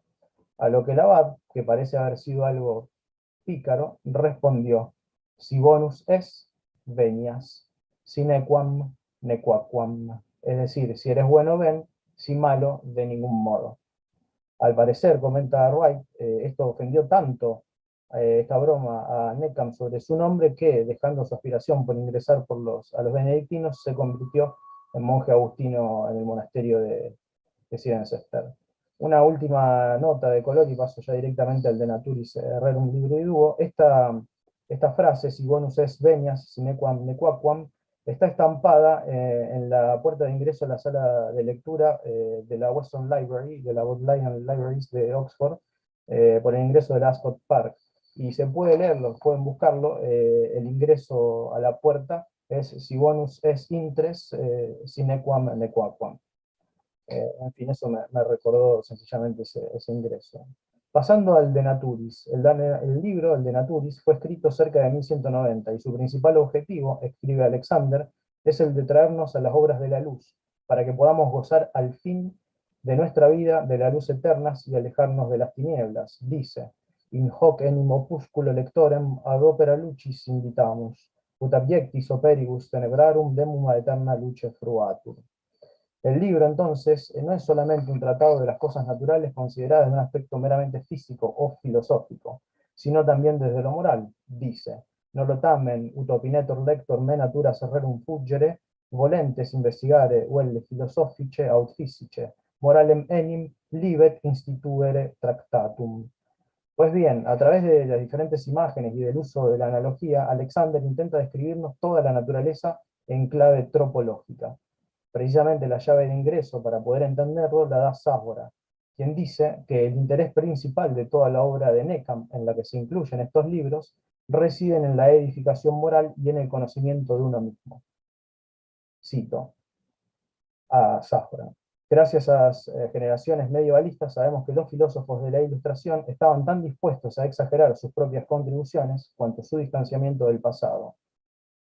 Lo que imaginaban como algo estático e inamovible de la Edad Media cristiana distaba mucho de ser una realidad monolítica y bajo ningún aspecto estéril. Incluso las enciclopedias medievales, a pesar de las primeras apariencias, revelan cambios e inventos de una importancia monumental. Fin de la cita. Puesto que precisamente este libro, el De Naturis, es una enciclopedia medieval, voy a decir algo con respecto a su estructura. Está dividido en dos partes. La primera parte de la obra trata o comienza entre la relación del Evangelio de San Juan con el libro de Génesis, y se ocupa sobre el origen y la naturaleza de la luz de los primeros días de la creación, de los ángeles, del tiempo, del firmamento, de las estrellas, sobre las dimensiones y los movimientos de los 7 planetas que adornan el mundo, el modo en que influyen en él, sobre las 24 horas que tiene el día, sobre el sol, sobre la luna, sobre las manchas de la luna, sobre la armonía celeste, sobre los 4 elementos y el vacío, sobre la voz, sobre las campanas, y sobre una vasta cantidad de temas que van desde aves y animales, juntos con su comportamiento, hasta narraciones y cuentos moralizantes y leyendas. En el libro segundo se incluirá el estudio del hombre en medio de la descripción de otras cosas, tales como la causa que hace salada al agua marina, los 4 ríos que surgen del jardín del Edén, las distintas fuentes de agua que hay en el mundo. Trata también sobre minerales, metales, árboles, plantas, flores, vegetales, frutas y frutos secos. Se ocupa de otros animales, como por ejemplo crustáceos e insectos, diversos peces, el delfín, el salmón y otros monstruos marinos, el cangrejo, las ostras, los tipos de serpientes, el cocodrilo, el rinoceronte, las arañas, la comadreja, el lobo, el cuervo, el mono, el oso, la pantera, el lince, el jabalí, el castor, el camello, el elefante, el león, las lagartijas, el asno, la hiena y finalmente el hombre. Podemos encontrar además muchísimas otras descripciones y explicaciones que le dan a este escrito una estructura similar a las odiernas enciclopedias, exceptuando, aparentemente, cualquier orden o razón que organice la extensísima lista que continúa. Por supuesto que yo no pretendo iniciar aquí un debate, pero me pareció importante resaltar que Tomás Ágora, tal vez uno de sus estudiosos actuales más calificados, y a quien sigo en algunos puntos, opina que sí hay un orden en la selección y la organización de los temas tratados por Neckcamp. Pero claro, cabe la pregunta, y hay que responderla. ¿Cuál es entonces ese orden? Para Sájora, la clave de esta respuesta está en el método tropológico, y en el modo en que comienza cada uno de los dos libros reflejaría la selección y el orden de cada uno de ellos. Por ejemplo, el primero comienza con el Génesis y el prólogo del Evangelio de San Juan, mientras que el segundo con el Salmo 44. Para profundizar este tema habrá que recurrir al capítulo cuarto de la obra que cito de Tomás Ágora. Por otra parte, señala el autor que Richmond, también un estudioso de Neckcamp, entiende que la enciclopedia de Alexander es un prefacio a los comentarios del libro del Eclesiastés, y lo ubica a medio camino entre la Biblia y Aristóteles. Pero volviendo al tema del hombre, Neckcamp se ocupa de su naturaleza y la describe a lo largo de 3 capítulos de este libro segundo que acabamos de describir. En el capítulo 152, intitulado De Homine, 155, Item de Homine, y 156, Iterum de Homine. También se ocupa del hombre en los capítulos 153, cuyo título es De Visu, y en el 154 se ocupa del conocido argumento de Spéculo. Pero el tema central será el de la visión, puesto, dice, que muchas cosas admirables suceden por ella. Entonces me interesó este tratado sobre la naturaleza de las cosas, puesto que allí desarrolla la tesis de que examinar la naturaleza y sus obras conduce al amor de Dios, como dicen Glick, Leipzig y Wallis. Y porque también, al decir de Wright, este libro pretendió ser un manual del conocimiento científico de la época, en el que podemos encontrar, además de un sinnúmero de anécdotas que nos describen el modo de obrar de entonces, una buena muestra de la historia de la ciencia europea del siglo XII, particularmente de Inglaterra.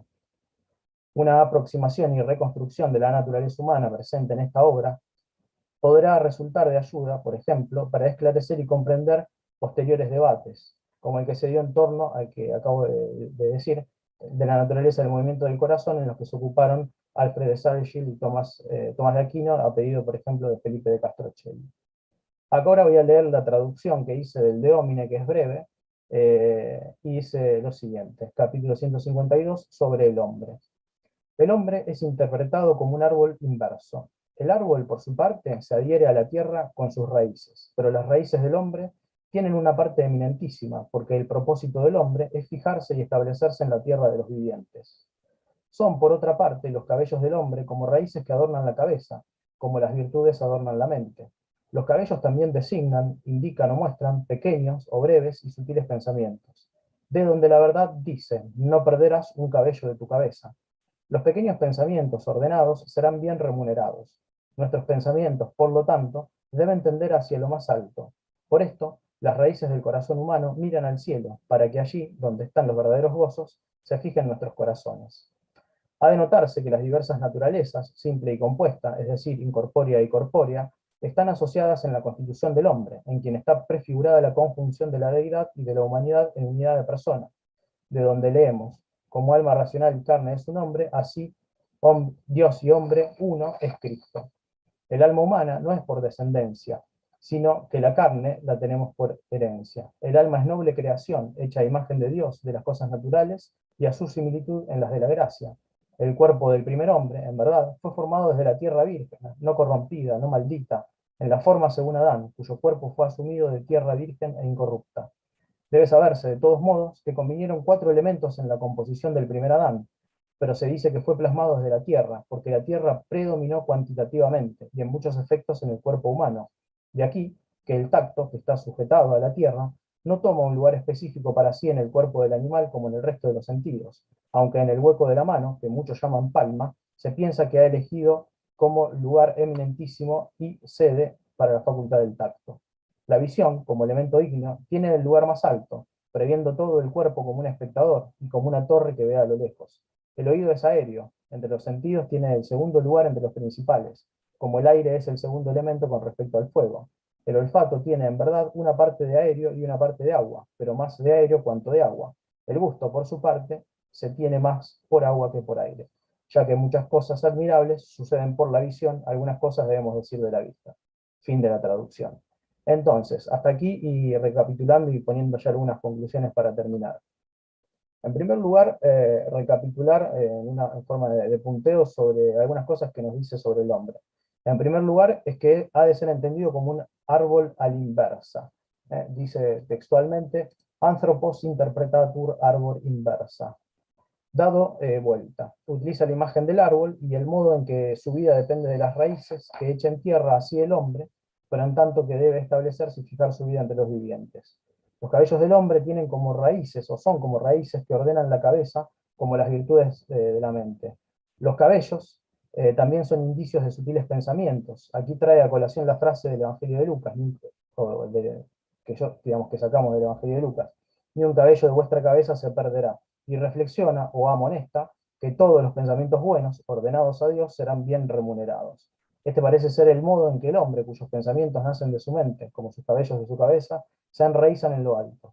La relación entre el modo en que también el corazón echa sus raíces en los altos, permite hacer referencia a aquel otro episodio donde Jesús dice, porque allí donde esté vuestro corazón, porque allí donde esté vuestro tesoro, allí estará vuestro corazón. Segundo, de allí pasa a considerar la constitución de la naturaleza del hombre, cuerpo y alma. Del alma nos dice que no la tenemos o heredamos según la descendencia, la expresión que usa es extraduce o extraduce, sino que es noble creación de Dios, nobilis creatura. El cuerpo, por su parte, sí lo tenemos por herencia, caro extraduce est. Lo que dice a continuación es importante, fue creado a partir de la tierra virgen, que no había recibido todavía la maldición que se lee en el Génesis. A Adán le dijo, por haber escuchado la voz de tu mujer y comido del árbol, que yo te había prohibido comer, será maldita la tierra por tu causa. Con doloroso trabajo te alimentarás de ella todos los días de tu vida, te producirá espinas y abrojos. Comerás de las hierbas del campo. Con el sudor de tu rostro comerás el pan hasta que vuelvas a la tierra, pues de ella fuiste tomado, polvo eres y al polvo volverás. En tercer lugar, se detiene en la composición del primer Adán y los modos en que los 4 elementos estuvieron presentes en él. La tierra predomina y a ella le está asociada el tacto, que, aún sin asentarse en ningún lugar específico del cuerpo, nos dice Alexander que está asociado a la mano y principalmente a la palma de la mano. La visión ocupa el lugar más alto del cuerpo, correspondiente al fuego, y es el más importante, cuya función es la de ser una especie de atalaya. El oído pertenece al elemento aire y es el segundo. El olfato es producto de una mezcla de agua y aire, predominando el último, mientras que en el gusto se conserva dicha mezcla, donde prevalece el agua. Ahora sí, unas pequeñas conclusiones parciales y para cerrar. En primer lugar, el método tropológico que nos propone parte de la analogía mediante la comparación del hombre y del árbol. Mientras el árbol, decíamos, echa sus raíces en la tierra, el hombre lo hace en el cielo. Lo que son las raíces al árbol son los cabellos al hombre. Así como el árbol se conoce por sus frutos, se conoce también al hombre por sus pensamientos, pues ellas serán muy bien recompensados. La antropología que hasta aquí hemos analizado de Alexander Neckam podría muy bien reconducirse a los principios de la medicina hipocrática o de la medicina medieval en general, de la que nos habló el doctor Ali en primera instancia. En cuanto al cuerpo, en tercer lugar, no parece insinuar que sea algo suyo, o sea, algo que sea algo malo de suyo. Al contrario, rescata y aclara que lo recibimos por herencia del primer Adán, que fue hecho a partir de la tierra virgen e incorrupta. Si bien Neckam recibe las nociones del Estagirita y en varias oportunidades dice seguirlo, habría que ponerlo a confronto, por ejemplo, las relaciones que realiza entre los elementos y los sentidos, que hace aquí Neckam con lo que expone Aristóteles en alguna de sus obras, como por ejemplo en el segundo capítulo de Sensu et Sensato.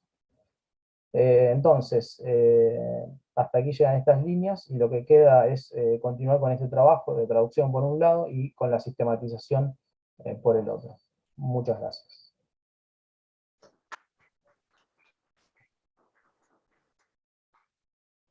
Muchísimas gracias, Esteban y Nicolás.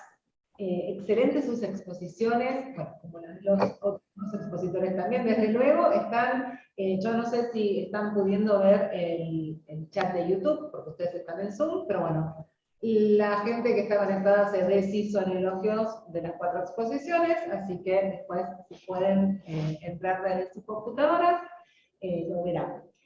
Mientras tanto, abrimos preguntas para estas dos últimas exposiciones. No sé si alguien tiene alguna por el chat, por YouTube. Sí, no tengo es que la de Juan Carlos Albi casi la quiero hacer yo, que está en el chat de Zoom. Ah, bueno, ¿la querés leer, Paula? Sí. Nicolás, ¿te veo? Sí, no tengo abierto el chat. ¿Lo abro? Juan Carlos comenta que le llama la atención que al ser monje agustino se aleje de las tesis traduccionistas de que el alma se hereda de los padres, ¿no? A mí me llamó la atención también eso. Sí, a mí también. Yo insisto que a Neckham lo conocí porque es, digamos, el destinatario del texto de Motu Cordis de Alfredo Saregil, y me produjo curiosidad a ver quién era este personaje, y fui a investigarlo, y sí, a mí también me llamó la atención. De hecho, en su obra, él dice seguir, por ejemplo, a Aristóteles en algunas otras consideraciones más, le pone adjetivos, ¿no? Dice, por ejemplo, feliciter commentavit Aristóteles. Entonces, a mí también me llama la atención. Habría que rastrearlo, y sobre todo por la fecha, ¿no?, del texto, de 1190.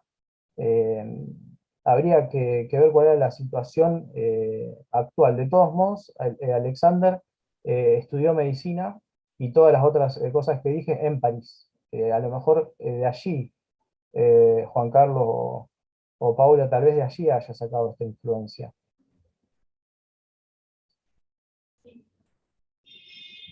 Habría que rastrear de dónde puede llegar a venir la Sí, influencia. es cierto que Agustín tampoco se define sobre, digamos, cuál es el origen del alma, pero cuando uno lee, digamos, qué sé yo, cuando habla de, bueno, de la transmisión del pecado original, o incluso el deseo innato de felicidad que tenemos todos y que quizás es la felicidad que contemplamos en Adán, siempre parece como que el traduccionismo es la mejor manera de explicar por qué llevamos esa huella, ¿no?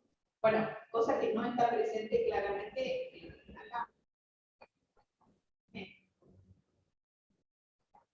No, inclusive, perdón, una reflexión que no la leí por recortar, pero también de la intrínseca relación, ¿no? Es decir, los pensamientos eh, se traducen o se manifiestan como si fuesen los cabellos, y es lo que nos permite anidarnos a Dios o enraizarnos a Dios.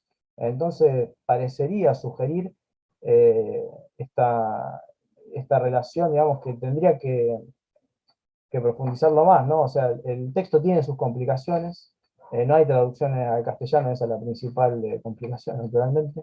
Entonces, primero hay que traducirlo en el contexto de la obra, y luego tengo que lograr esa sistematización, por lo menos de los otros 3 capítulos.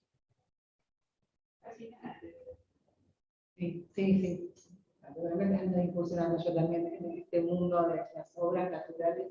No, estaba pensando, pero es una idea suelta que algo propositivo certero, que en el 11 hubo una especie de revival sobre el traduccionismo y el creacionismo. Me acuerdo ahora las posturas, bueno, de Cristino, que yo estudio, y de Odo de Cambrai.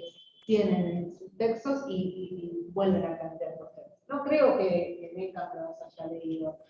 Al menos no a Odo. Cristino puede ser. Pero, digo por la zona geográfica. Pero bueno, interesante. Celina Lectra tiene una pregunta acá. Pero para Esteban. Para Esteban.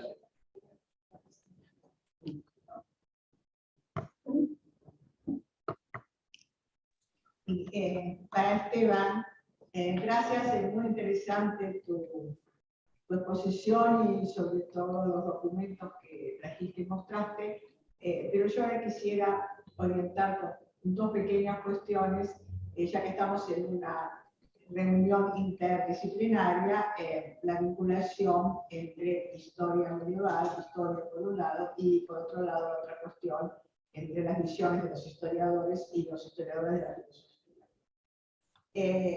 Mencionaste que hay 2 corrientes historiográficas con respecto a este tema del reino cristiano de Jerusalén, Y me parece que las dos son solidarias, y es una pregunta, claro, son solidarias con las dos versiones tradicionales que tienen los historiadores de la Edad Media.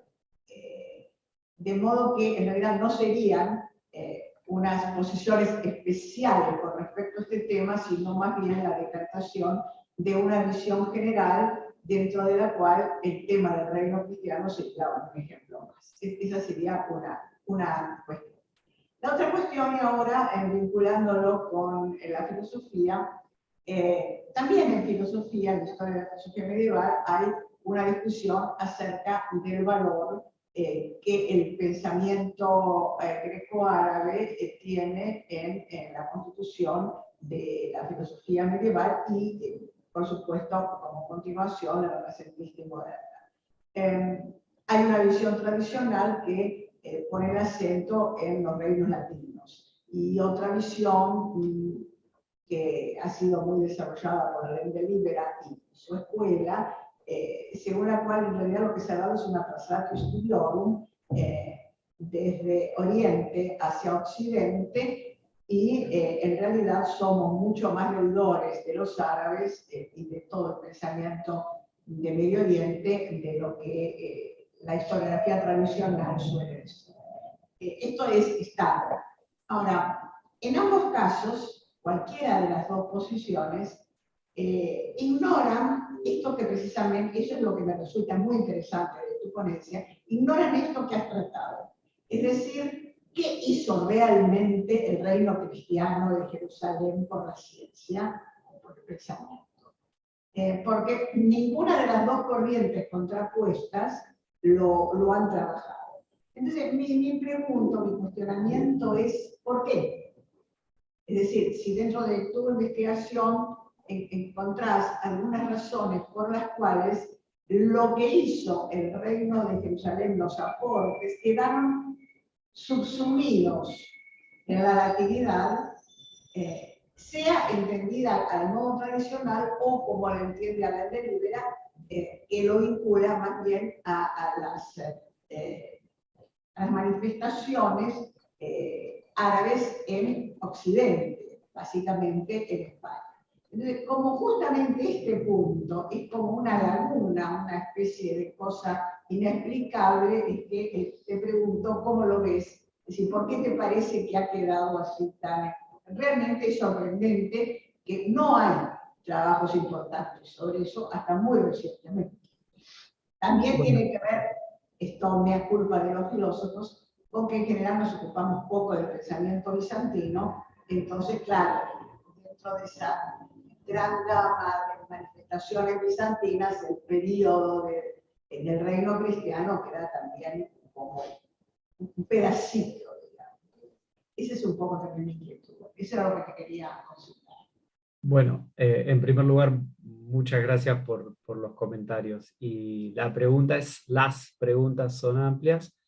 Digo, sobre la primera, y para resumir, sí, en ese cuadro general que usted menciona, sí, el del Reino Latino de Jerusalén, y las producciones concretas que se dan en el periodo de eso que llamamos las cruzadas a ultramar, forman parte de ese cuadro general en donde, bueno, ya sabemos todo sobre ciertas concepciones o interpretaciones o definiciones del mundo medieval y el desarrollo del conocimiento. Y en relación a eso, la segunda, bueno, ¿por qué?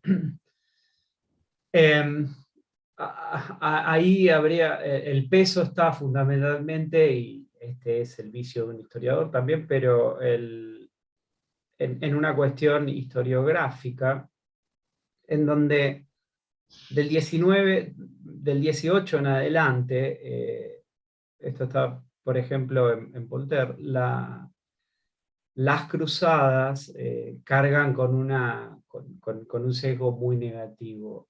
Una serie de historiadores de la primera mitad a propósito de este periodo en específico, de la primera mitad del 20, así como en el campo de la historia de la medicina, no sé, Singer, por pensar en uno de los grandes, Sigerest, uno de los grandes historiadores de la medicina, negaban el desarrollo de científico, diríamos, o de conocimientos médicos, bueno, y otras áreas del conocimiento de la Edad Media sobre las cruzadas, fue mucho más fácil la asociación, y para eso se hizo uso también de toda una lectura negativa sobre el pasado de las cruzadas, decir que, bueno, que no hubo desarrollo científico.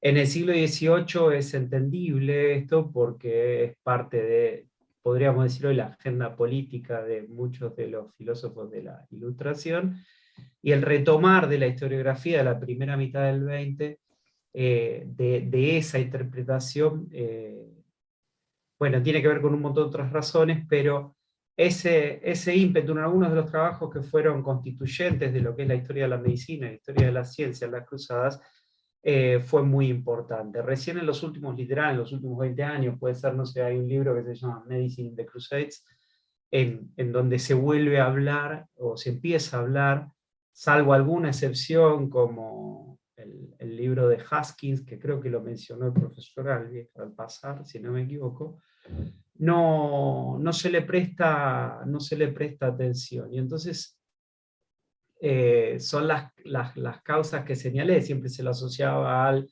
contexto de guerra, y esto está en las historias generales, está de las cruzadas, están muchos autores. Y también del otro lado, ya que usted menciona a Liberá y a la escuela de Liberá, es operando al revés, como que en la península, bueno, España meridional, habían grandes centros o grandes escuelas que también son ideas que se empiezan a revisar, y no me quisiera meter mucho con esto, no me especializo, pero como que no existió una escuela de Toledo, que hoy sabemos, y entonces en contraposición, escuela en el sentido de edificios con personas, profesores, maestros, digo, en un lugar específico, etc. Entonces hay una interpretación que revaloriza otros centros de producción y desvaloriza, por ejemplo, Acre, en donde circularon muchos textos y muchos trabajos, pero bueno, Acre no desarrolló una universidad, y en paralelo en el siglo XIII estaban surgiendo otras importantes. Entonces, eso también hace que el foco se haya perdido. Y bueno, y textos hay un montón, y la circulación que nos hace pensar un Mediterráneo cada vez más reticular, más que de centros que van de un lado hacia el otro. Que es interesantísimo, y bueno, podría hablar mucho más de eso, pero no sé si más o menos contesto lo que usted preguntaba. Gracias, muchas gracias. Muchas gracias, Esteban. Paula, me había dicho que había una inquietud por Zoom, o... Sí, no, por Zoom, a ver. No, Déjame ver, espera. No, en realidad, no, yo iba a hacer una pregunta, pero dada la hora, y que era una pregunta de una capacitación, la voy a hacer igual, pero no es para que la contestes, Esteban, es simplemente para que veas que bajo cae mi mente. Me quedé muy con la imaginación disparada por esta acusación de que los francos no querían perfeccionar sus conocimientos y había habido que contratar locales. Digo, más allá de vos aclaraste que en realidad era más bien legendario que real, ¿no es cierto? Pero bueno.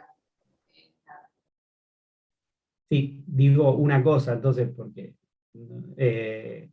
hay un libro de Alberni y Millot que se llama Los médicos árabes, creo, en donde está esta idea. Es un libro de 1990, o sea, ya tiene unos años, pero como que resume una idea persistente en esto. Y en los artículos que mencioné, como el Dan Bullings, bueno, hay todo un trabajo ahí con algunos fragmentos de la historia de Guillermo de Tiro y otros autores, donde uno no entiende bien por qué, o sea, digo, son fuentes que se pueden interpretar tanto de una manera como de otra.